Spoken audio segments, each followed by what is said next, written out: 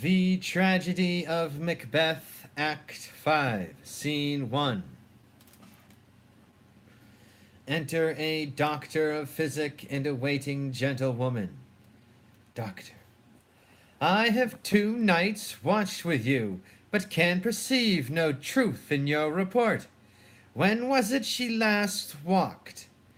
Since his majesty went into the field, I have seen her rise from her bed, throw her nightgown upon her, unlock her closet, take forth paper, fold it, write upon it, read it, afterwards seal it, and again return to bed. Yet all this while in a most fast sleep. A great perturbation in nature, to receive at once the benefit of sleep and do the effects of watching. In this slumbery agitation, besides her walking and other actual performances, what at any time have you heard her say? That, sir, which I will not report after her. You may to me, and 'tis most meet you should. Neither to you nor any one, having no witness to confirm my speech. Lo you, here she comes, this is her very guise, and upon my life fast asleep. Observe her, stand close. How came she by that light? Why, it stood by her. She has light by her continually, 'tis her command. You see her eyes are open, but their scents are shut. What is it she does now? Look how she rubs her hands. It is an accustomed action with her, to seem thus washing her hands. I have known her continue in this a quarter of an hour. Yet here's a spot. Hark, she speaks. I will set down what comes for her, to satisfy my remembrance the more strongly. Out, damned spot! Out, I say! 1, 2, why then 'tis time to do it. Hell is murky. Fie, my lord, fie, a soldier, and afeard. What need we fear, who knows it, when none can call our power to accompt? Yet who would have thought the old man to have had so much blood in him? Do you mark that? The Thane of Fief had a wife. Where is she now? What, will these hands never be clean?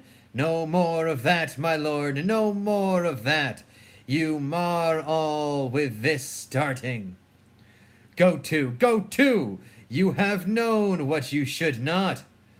She has spoke what she should not, I am sure of that. Heaven knows what she has known. Here's the smell of the blood still. All the perfumes of Arabia will not sweeten this little hand. Oh, oh, oh! What a sigh is there! The heart is sorely charged. I would not have such a heart in my bosom for the dignity of the whole body. Well, well, well. Pray God it be, sir. This disease is beyond my practice. Yet I have known those which have walked in their sleep, who have died holily in their beds. Wash your hands, put on your nightgown, look not so pale. I tell you yet again, Banquo's buried. He cannot come out on his grave. Even so, to bed, to bed. There's knocking at the gate. Come, come, come, come. Give me your hand. What's done cannot be undone. To bed, to bed, to bed. Will she go now to bed? Directly. Foul whisperings are abroad, unnatural deeds do breed unnatural troubles. Infected minds to their deaf pillows will discharge their secrets. More needs she the divine than the physician. God, God, forgive us all. Look after her. Remove from her the means of all annoyance, and still keep eyes upon her. So good night. My mind she has mated, and amazed my sight. I think, but dare not speak. Good night, good doctor.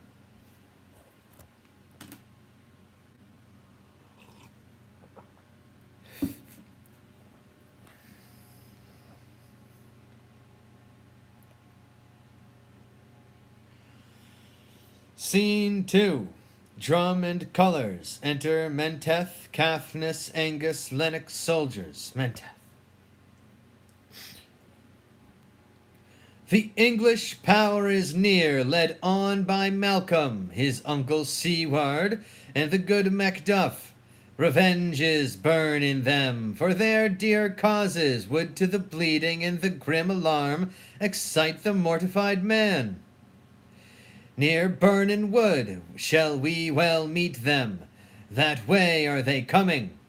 Who knows if Donalbain be with his brother? For certain, sir, he is not. I have a file of all the gentry. There is Seward's son, and many unrough youths that even now protest their first of manhood. What does the tyrant? Great Dunsinane he strongly fortifies. Some say he's mad, others that lesser hate him do call it valiant fury. But for certain he cannot buckle his distempered cause within the belt of rule. Now does he feel his secret murder sticking on his hands. Now minutely revolts upbraid his faith breach. Those he commands move only in command, nothing in love.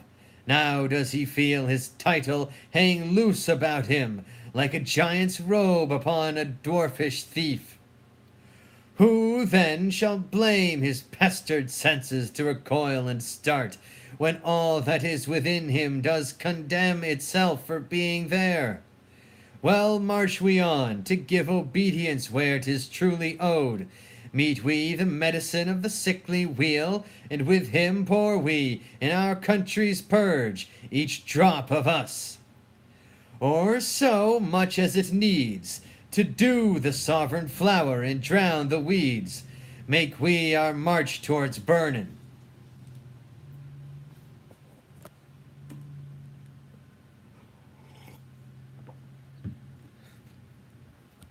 Scene 3. Enter Macbeth, doctor and attendants. Macbeth. Bring me no more reports, let them fly all. Till Burnin Wood remove to Dunsinane, I cannot taint with fear. What's the boy Malcolm? Was he not born of woman? The spirits that know all mortal consequences have pronounced me thus. Fear not, Macbeth. No man that's born of woman shall ever have power upon thee. Then fly, false thanes, and mingle with the English epicures. The mind I sway by and the heart I bear shall never sag with doubt, nor shake with fear. The devil damn thee black, thou cream-faced loon!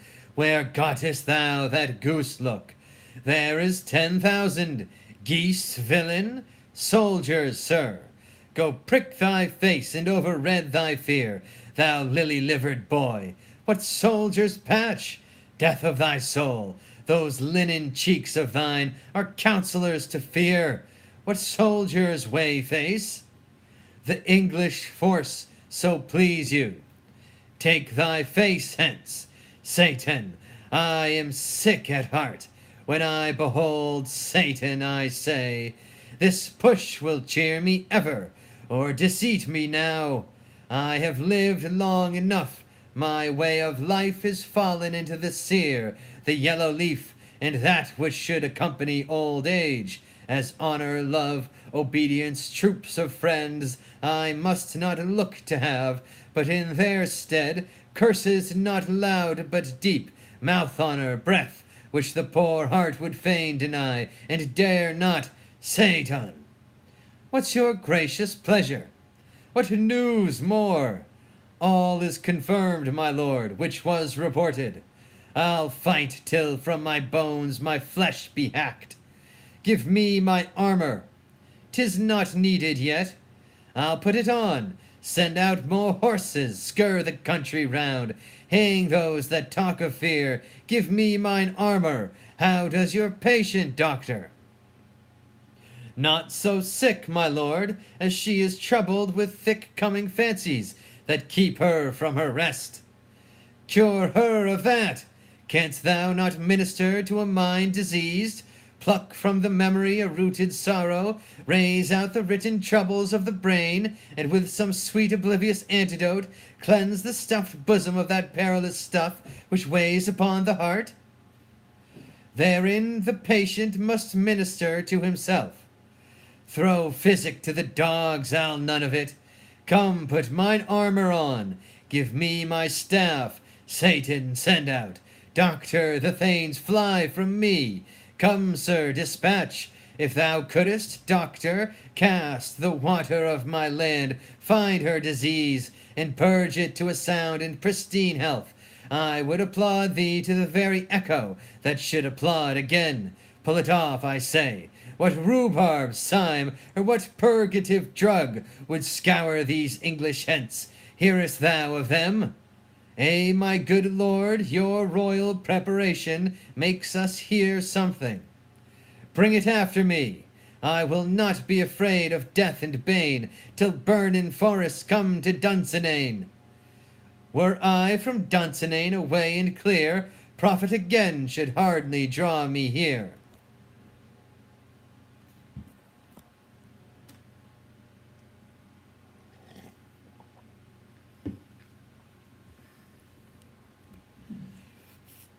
Scene 4. Drummond colors. Enter Malcolm, Seward, Macduff, Seward's son, Menteth, Caithness, Angus, Lennox, Ross, and soldiers marching. Malcolm. Cousins, I hope the days are near at hand that chambers will be safe. We doubt it nothing. What wood is this before us? The wood of Burnin. Let every soldier hew him down a bough, and bear it before him. Thereby shall we shadow the numbers of our host, and make discovery in report of us. It shall be done. We learn no other, but the confident tyrant keeps still in Dunsinane, and will endure our setting down before it. 'Tis his main hope, for where there is advantage to be given, both more and less have given him the revolt, and none serve with him but constrained things, whose hearts are absent too. Let our just censures attend the true event, and put we on industrious soldiership. The time approaches that will with due decision make us know what we shall say we have, and what we owe. Thoughts speculative their unsure hopes relate, but certain issues strokes must arbitrate, towards which advance the war.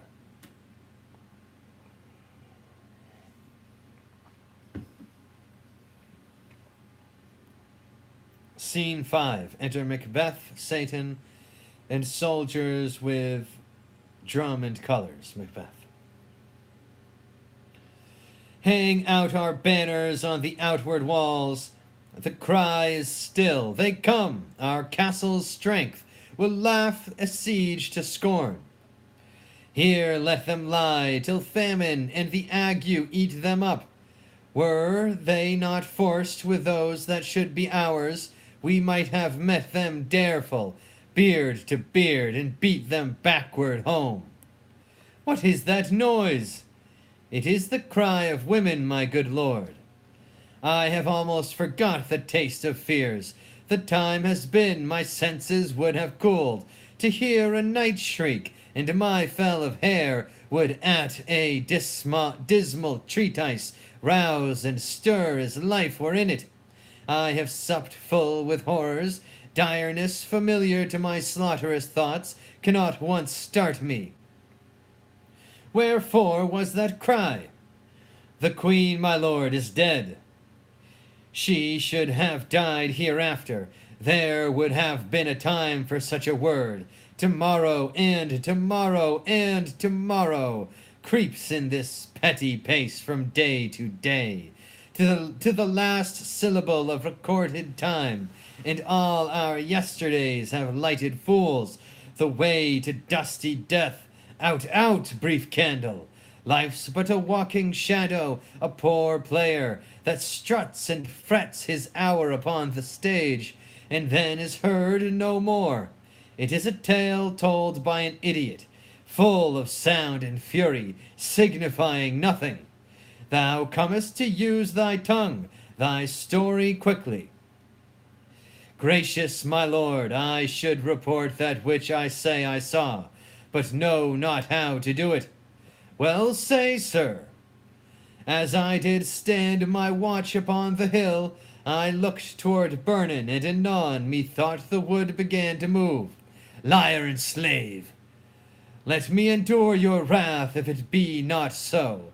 Within this 3 mile may you see it coming, I say, a moving grove. If thou speakest false, upon the next tree shalt thou hang alive, till famine cling thee. If thy speech be sooth, I care not if thou dost for me as much. I pull in resolution, and begin to doubt the equivocation of the fiend that lies like truth. Fear not till Burnham Wood do come to Dunsinane, and now a wood comes toward Dunsinane. Arm, arm, and out! If this which he avouches does appear, there is nor flying hence, nor tarrying here. I gin to be aweary of the sun, and wish the estate of the world were now undone. Ring the alarum bell, blow wind, come rack, at least we'll die with harness on our back.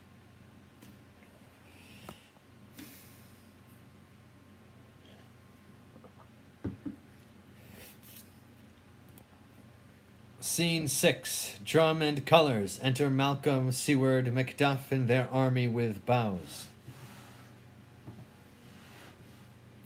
Malcolm. Now near enough your levee screens throw down, and show like those you are. You, worthy uncle, shall with my cousin, your noble son, lead our first battle. Worthy Macduff and we shall take upon what else remains to do, according to our order. Fare you well. Do we but find the tyrant's power tonight, let us be beaten if we cannot fight. Make all our trumpets speak, give them all breath, those clamorous harbingers of blood and death.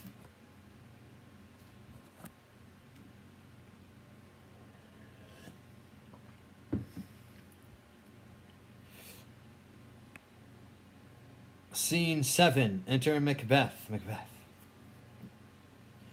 They have tied me to a stake, I cannot fly, but bear-like I must fight the course. What's he that was not born of woman? Such a one am I to fear or none. What is thy name? Thou'lt be afraid to hear it. No, though thou callest thyself a hotter name than any is in hell. My name's Macbeth. The devil himself could not pronounce a title more hateful to mine ear. No, nor more fearful.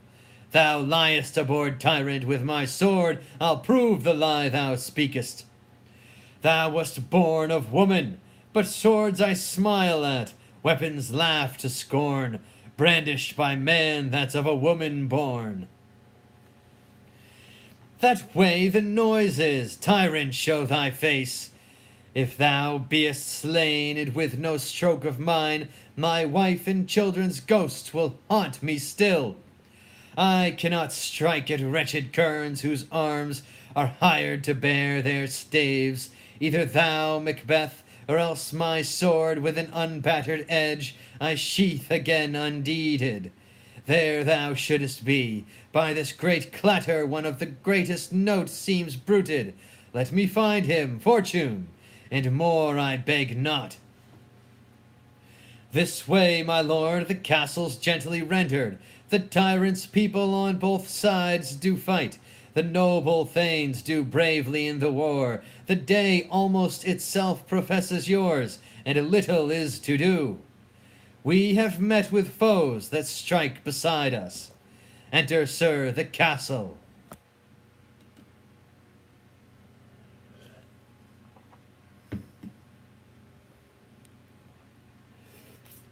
Scene 8. Enter Macbeth. Macbeth. Why should I play the Roman fool, and die on my own sword? Whiles I see lives, the gashes do better upon them. Turn, hellhound, turn! Of all men else I have avoided thee. But get thee back, my soul is too much charged with blood of thine already. I have no words, my voice is in my sword. Thou bloodier villain than terms can give thee out.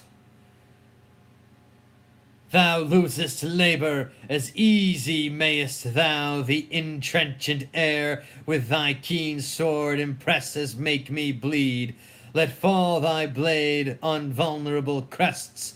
I bear a charmed life, which must not yield to one of woman born.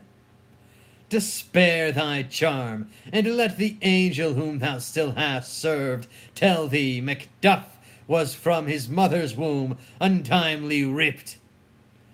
Accursed be that tongue that tells me so, for it hath cowed my better part of man. And be these juggling fiends no more believed, that palter with us in a double sense, that keep the word of promise to our ear, and break it to our hope. I'll not fight with thee. Then yield thee, coward, and live to be the show and gaze of the time.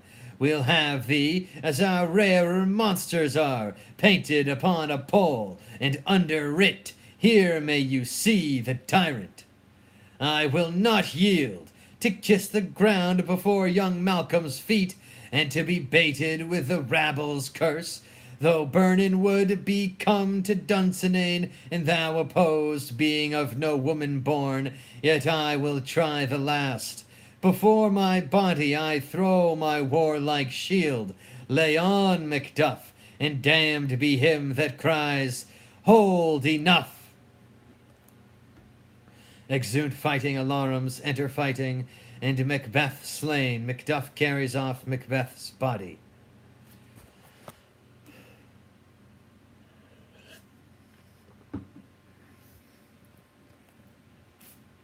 Scene 9. Retreat and flourish. Enter with drum and colours Malcolm, Seward, Ross, Thanes, and soldiers.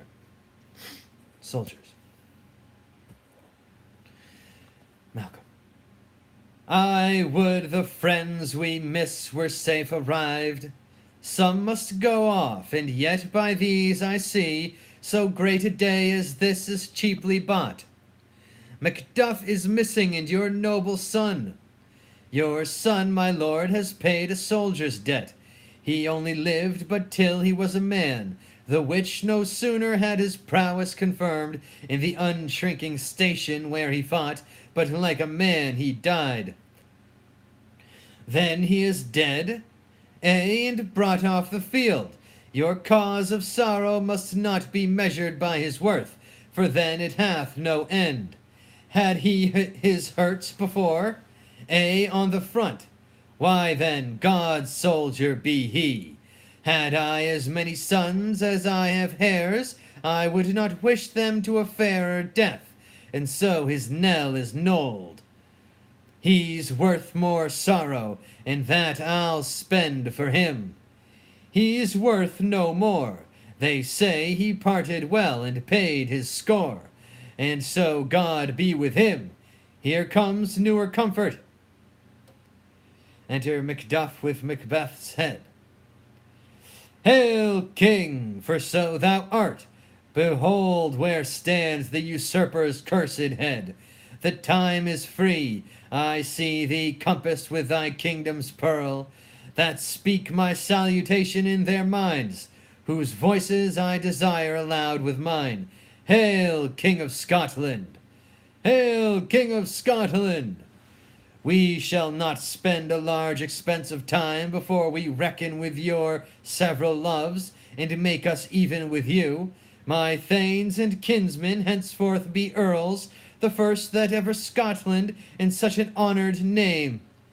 What's more to do, which would be planted newly with the time, as calling home our exiled friends abroad, that fled the snares of watchful tyranny, producing forth the cruel ministers of this dead butcher and his fiend-like queen, who, as 'tis thought by self and violent hands, took off her life, this and what needful else that calls upon us, by the grace of grace, we will perform in measure, time, and place. So thanks to all at once, and to each one whom we invite to see us crowned at Scone. End of the tragedy of Macbeth. Amen. Praise be to God. Jesus Christ. Jah Rastafari. Bless William Shakespeare.